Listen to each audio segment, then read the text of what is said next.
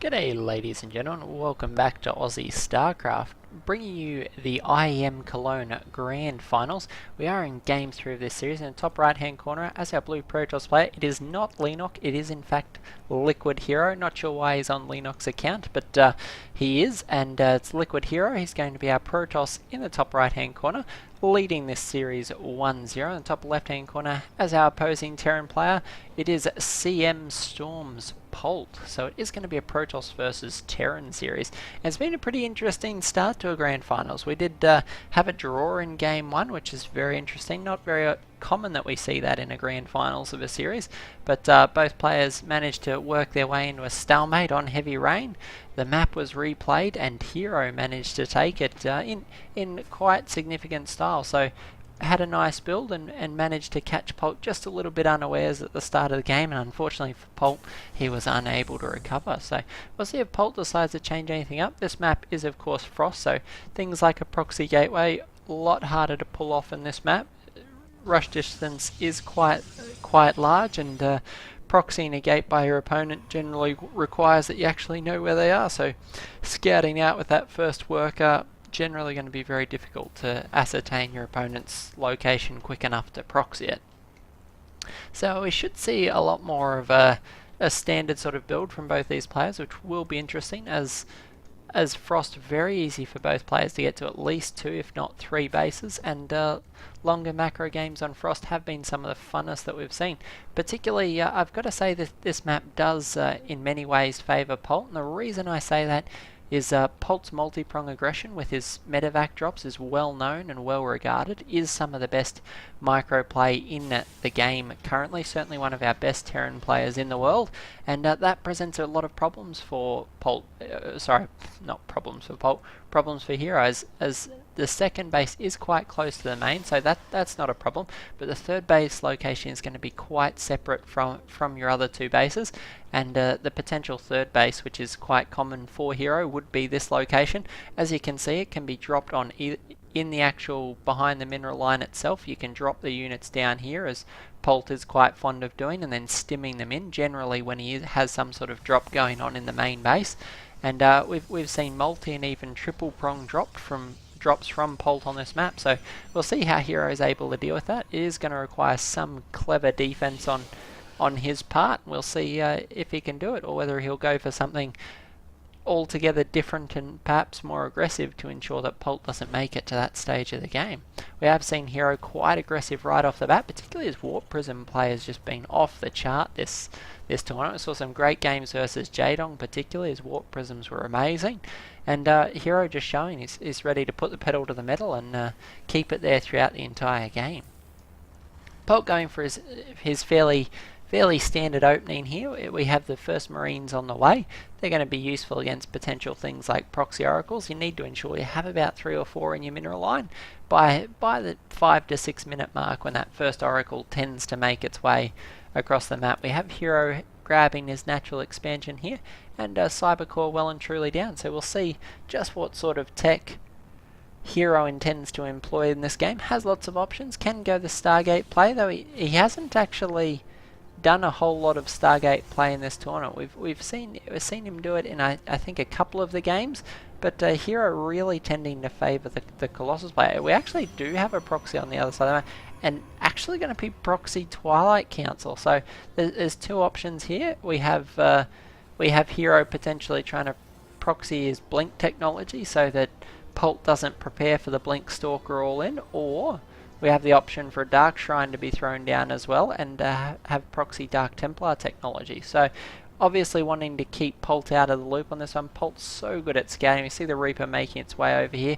If the Twilight Council was thrown down behind the mineral lines, Polt would have guaranteed spotted this, but Polt going to be wondering what's going on, as he has had a decent scout of both bases and can't actually see any tech having gone down.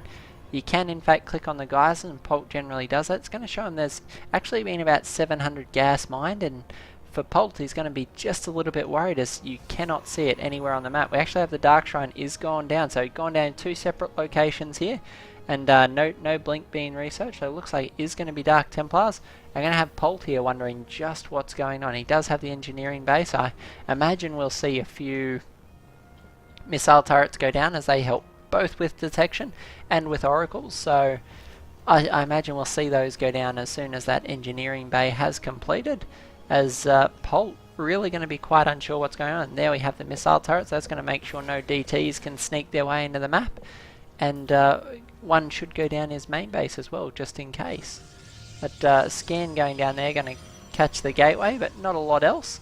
We actually don't have a robotics base, so unfortunately, oh no, yeah, it is actually finishing up in the top right hand corner, so do have that there. We can expect to see a warp prism dropping some DTs in the main, and if Polt's not careful, he could well take some serious damage in his main base. So we'll see just what Hero decides to go with here. Could potentially defend with a DT or two and then counter attack with a couple more in the main base of Polt. Unfortunately, it's going to be hard to get past this first bunker, as a missile turret here is going to give great sight and detection. Missile turrets can obviously detect a lot further than they can see, so going to be pretty tough for this Dark Templar to sneak in.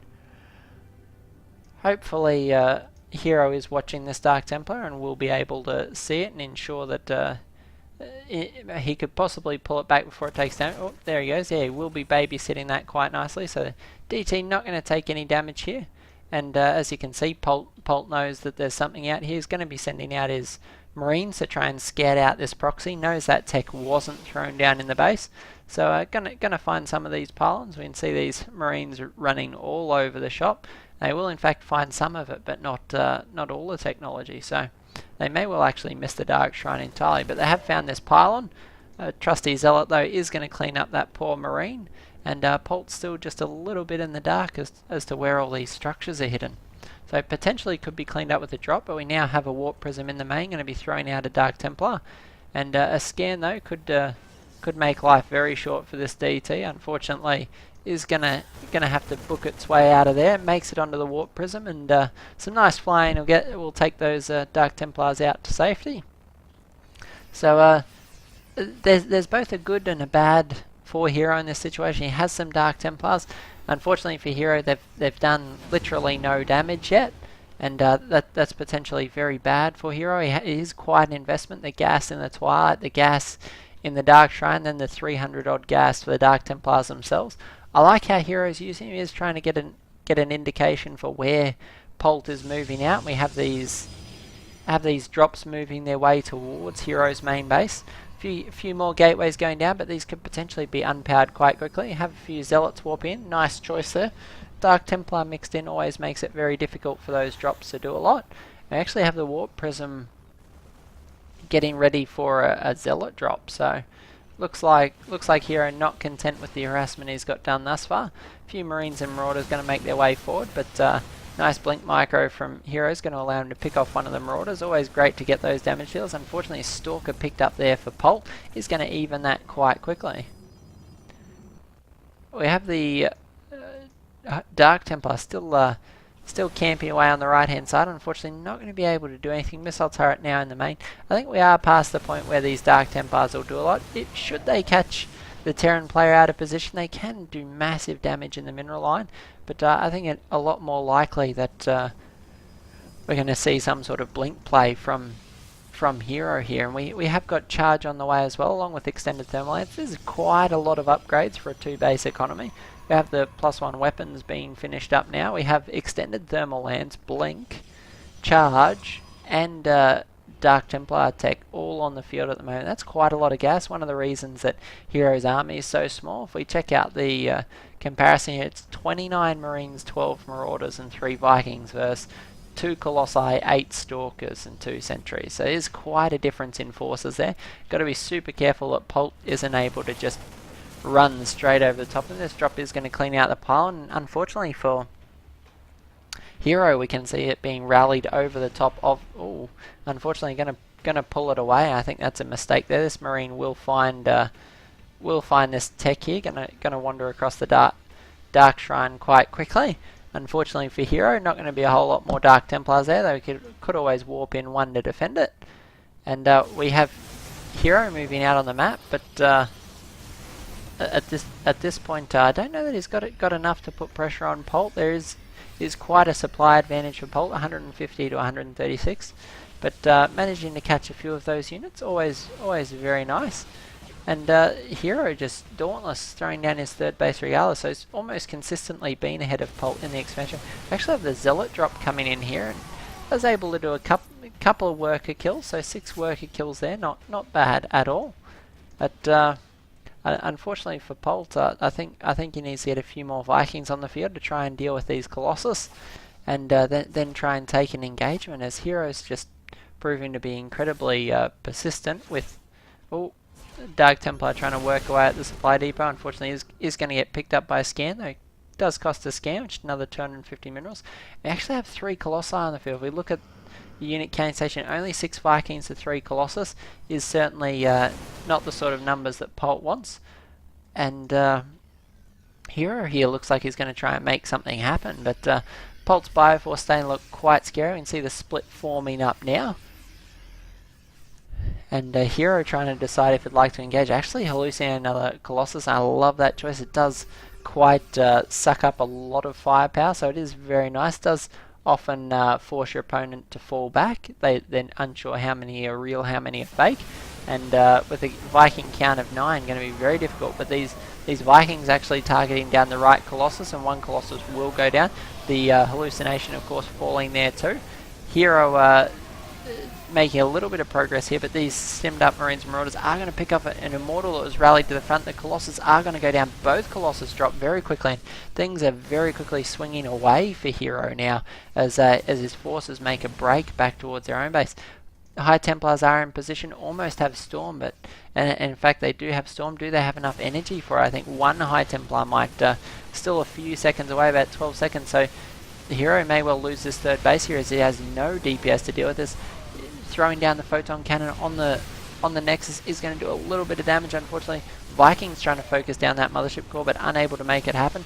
Nice time warp does slow the units down. Zealot's going to chew into position. A few storms go down, but Medevac's just going to keep healing this force, and this is so much bio. And Hero needs to get a few more High Templars. We have 2 more that have been warped in. Another Immortal coming down as well, so that'll provide some DPS, but 132 supply to 123, and things are not looking good for Hero now. Polt able to mine quite safely behind us. We do have a pylon here, and a warp in Zealots is going to mess with the economy of Polt. Nice counter attack there from Hero. Certainly needs to take some pressure off his own third base. So hopefully for Hero, Polt will fall back, but Polt generally gets the bit between his teeth and just continues to go for broke. So I think his chance of gaining any reprieve here is quite small. That force has been completely healed, but those medevacs now quite low on energy. So we have 8 medevacs and a substantial bioforce camped out here in front of Hero's third base. Hero trying to take up a position where he can defend his natural or his third, and this is what Polt's famous for. We've got a drop moving out towards the main base of Hero. We also have the remainder of his bio circling around towards this third base location. This is what Polt does. He puts pressure on in multiple locations. A few High Templar here aren't going to be able to feed back as there's just not enough energy on the medevacs to do anything. Nice spreads on the drop there from Polt is going to allow him to just burst into the main base, and Hero's left with a very difficult decision. What does he send up to clean this up? It sends up a few Stalkers and Zealots, but doesn't actually do that much damage to the drop, and the Polt swings in from the right hand side to try and damage this third base. Gets a few worker kills, but unfortunately there are a lot of High Templars here. At least 6 High Templars, plenty of energy to storm, is going to force this back. Unfortunately for Hero, pushing these High Templars straight towards Polt's bio, and a few of those High Templar cleaned up for almost no damage. Immortal is going to go down with a dying shot of that last Marauder, and Polt's back in the main base of Hero yet again. So this is what Polt's so well known for doing. He's managed to clean up the main mineral line and do a lot of damage to the forces of Hero that were left to try and defend that. We have no units actually here at the moment, so they are going to run wild in this mineral line, clean up those workers on the gas. There is still about 1,000 gas here to mine, so nice work from Polt there. He's going to slow the gas economy of Hero, which is so important. Protoss hugely reliant on their gas units, pretty much because Protoss, and I think you're familiar with this, but it's nice to break it down anyway.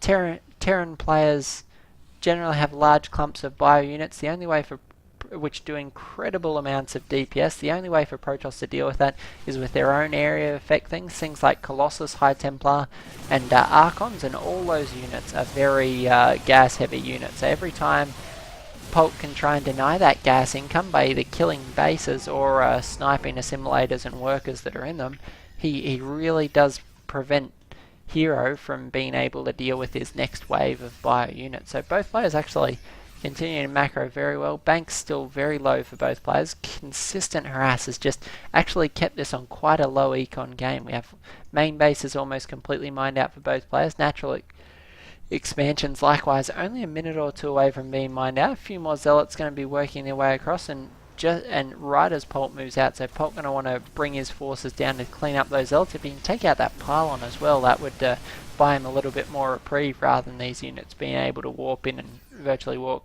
unmolested into his mineral line. But still have quite a few units in the main base of Hero trying to protect against future drops, as if Polt does get a good drop in here, he will be able to prevent further warp-ins. A few pylon kills will allow him to significantly cut off reinforcement and allow his main army to begin engaging at this third base, because the biggest problem for Polt is his reinforcements have to walk across the map, whereas Heroes warp in straight into the fight. So nice storm there from Hero is going to force this bio back, but a great control on Polt, actually taking the high ground advantage there with some of his Marauders, and Hero's just muscling his way in. This Nexus could go down quite quickly. A High Templar there being sniped as well, and Archon going down as well. I think this third base is toast. Not a lot that Hero can actually do to save it. Killing his pylon and prevent any further warp-ins. It looks like Hero will be doing that momentarily. A few units trying to come in, but sniping the pylon will take those out. I think the third base is going to go down. High Templars do storm on top of this, but a nice stim forward is going to clean up those. They decide an Archon's probably the best choice for survival, and indeed they merge there. Archon going to provide a little bit of damage, but Marauders just too strong for that. Marauders clean up the expansion. Now Heroes left with virtually no income. So can Hero hold this is the question. Polt's economy is still going strong. Has a natural with a little bit of resources. Third base with moderate resources as well. Polt just trying to muscle his way up into the natural expansion of Hero. Hero almost completely mined out. There's virtually no units. So all Hero's got is what he's got on the field. Virtually no mine. If we check out the income tab, it's only 200 resources a minute, so this is it. If Polt can muscle his way through, and the Medevac's just proving so cost effective. Storm after storm going down, but the Medevac's just managing to make these units stay alive, and Hero forced to tap out. So Hero taking game 1, but Polt showing him that he has got what it takes in game 2, and Polt is just so good on large maps like Frost. His multi-prong aggression, just some of the best in the business. You saw is consistently harassing 2 bases, and that's very tough for a Protoss player to deal with. They like that one big death ball strategy, and the death ball just gets split and broken. If you're not careful with your defense, one or the other is going to slip and slide, which is what happened to Hero. So nice win for Polt, able to even up this series at 1-1. So still need 3 more games to take the series. We've got plenty more StarCraft 2 action ahead of you. So by all means, guys, tune in for the next cast. If you haven't subscribed, if this is your first time on the channel, welcome. We hope you're enjoying your stay here. Please subscribe. We'd love to see you in the future. Plenty more StarCraft 2 action coming right up. So this is Aussie StarCraft, and we'll catch you in the next cast.